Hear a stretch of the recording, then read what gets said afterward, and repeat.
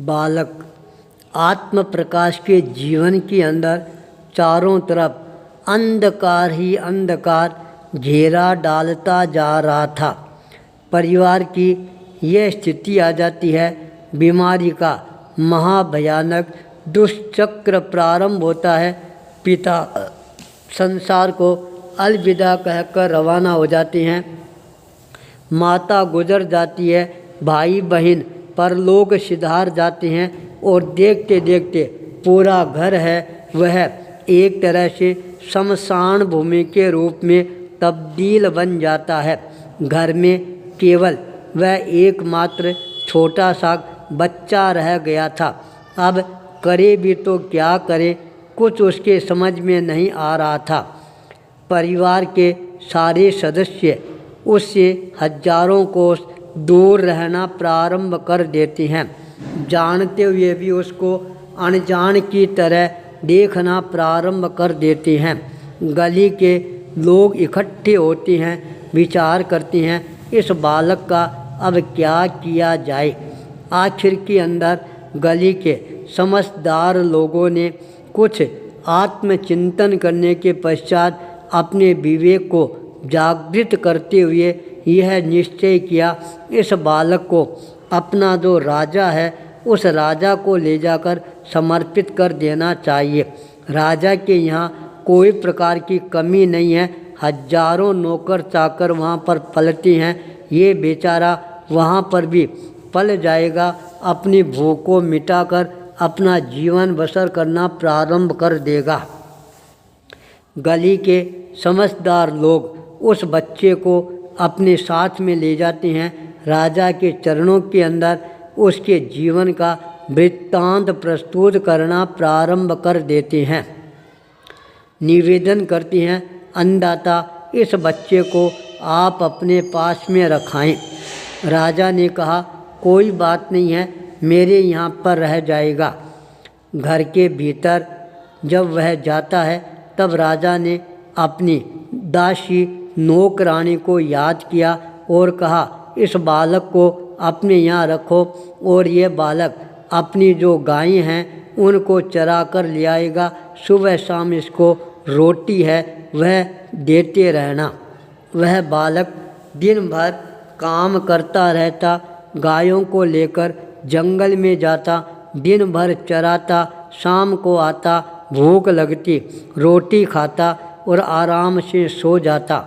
जब वह अपने घर पर आता है सायंकाल के समय, नौकरानी का लड़का उससे वह रोटी मांगता है और वह ठंडी रोटी है वह लाकर उसको पकड़ा देता है। इतने में नौकरानी भी आ जाती है। उसने कहा, थोड़ी सी छाछ या राबड़ी हो तो वह मेरे को दे दो, तो मैं आराम से इस रोटी को उसमें मिलाकर खा लूँ। यह सुनते ही नौकरानी ने कहा, आया है राबड़ी और छाछ मांगने वाला, खाना है तो ये ठंडी रोटी खा ले वरना यहाँ से भग जा। यह बात उस बालक के कलेजे में तीर की तरह चुभ जाती है और वह बालक बिना रोटी खाए वहाँ से निकल जाता है। पैदल यात्रा की ओर आगे बढ़ना प्रारंभ कर देता है। अचानक सामने से संतों की एक मंडली आती हुई नजर आती है। संतों के चरणों में दंडवत प्रणाम करता है। संतों ने उसके चेहरे को देखा, चेहरे के आभा मंडल को देखकर पहचाना, इसके भीतर के अंदर कोई न कोई महान आत्मा विराजमान है। संतों ने उपदेश देना प्रारंभ किया। उसने कहा, अन्नदाता, उपदेश तब असर करता है जब पेट भरा हुआ हो। पेट भूखा है तो आपका उपदेश है वह भी मेरे पर कोई असर नहीं कर रहा है। संतों ने कहा, यदि तुम अपने जीवन के अंदर साधना के पथ को स्वीकार कर लो फिर तुम्हारे को पेट भरने की कोई चिंता नहीं रहेगी। उसके मन के भीतर वैराग्य के भाव जागृत होते हैं और वह संयम पथ पर अपने आप को आगे बढ़ाना प्रारंभ कर देता है। संयम ग्रहण करने के साथ ही जब लाई हुई भिक्षा है उसको प्रदान की जाती है और वह आराम से भोजन करना प्रारंभ कर देता है। धीरे धीरे बुद्धि का क्षयोपशम है यह भी बढ़ना प्रारंभ हो जाता है और वह अपने आप को ज्ञान ध्यान की आराधना के अंदर लगाना प्रारंभ कर देता है। ज्ञान भी गहराई के साथ के अंदर करना प्रारंभ करता है। थोड़े समय के पश्चात वह बहुत अच्छा विद्वान ज्ञानी व्यक्ति के रूप के अंदर अपनी पहचान बनाना प्रारंभ कर देता है। गुरु के मन के अंदर भी उसके प्रति बहुत ज़्यादा धीरे धीरे आकर्षण के भाव है वह पैदा होने प्रारंभ हो जाती है। अपने शिष्य के ऊपर उनको नाज भी होना प्रारंभ हो जाता है। और एक दिन वह भी आता है जब गुरु अपने उत्तराधिकारी की पछेवड़ी है उसको ओढ़ा देती हैं और घोषणा कर देती हैं, आज के पश्चात मेरे पीछे ये गुरु बनेगा। सारे संत आश्चर्यचकित रह जाते हैं, जो एक दिन भूखा हमारे पास में आया था और आज वह हमारा आचार्य बन गया है। धीरे धीरे उसका प्रभाव है बहुत ज़्यादा तेज़ी के साथ में बढ़ना प्रारंभ हो जाता है। शिष्य मंडली है वह भी तेज़ी के साथ बढ़नी प्रारंभ हो जाती है। अब गुरु के रूप के अंदर उसकी प्रतिष्ठा चारों तरफ फैलनी प्रारंभ हो जाती है। एक बार वह अपने शिष्यों के साथ परिभ्रमण करता हुआ अपनी ही जन्मभूमि में पहुंच जाता है।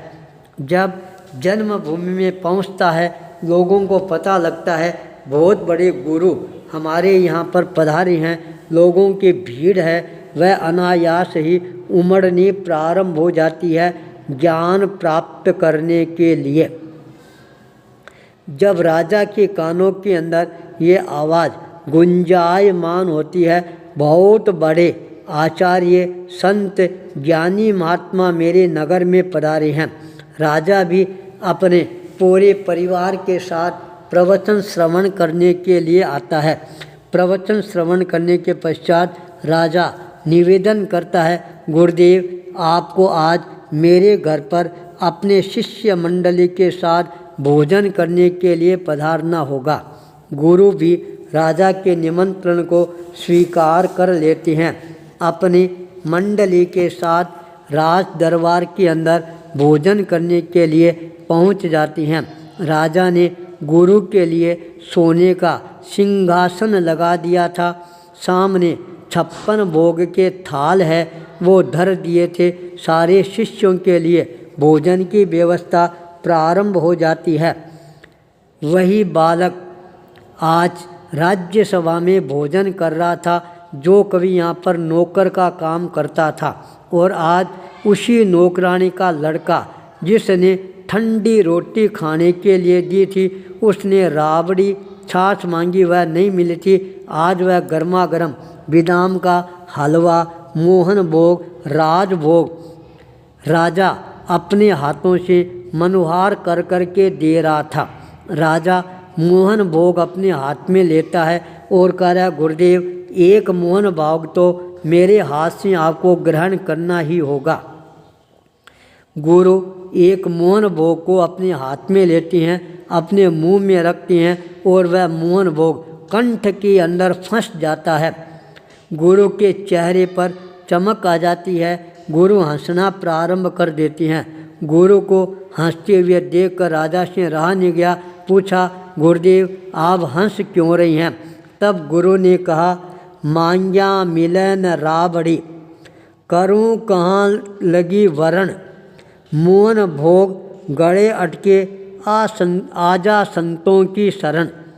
याद है राजा, तेरे यहाँ पर एक भूखा बालक आया था और वह गायें चराता था, खाने के लिए ठंडी रोटी देते थे, राबड़ी और छाछ भी नहीं देते थे, और आज उसी बालक को तुम 56 भोग खिला रहे हो, मोहन भोग दे रहे हो। ये मेरे गले में अटक रहा है, मैं कौन हूँ? तुमने मेरे को पहचाना? यदि मेरे को पहचानना है तो तुम संतों की शरण में आ जाओ। संतों की शरण में आने से ही शांति प्राप्त होती है। राजा जब गहराई के साथ गुरु की तरफ देखता है पहचान लेता है, यही वह बालक है जो गरीबी की हालत में मेरे पास में आया था, पर आज पता लगा गुरु की शरण का क्या महत्व होता है। आचार्य भूपेंद्र।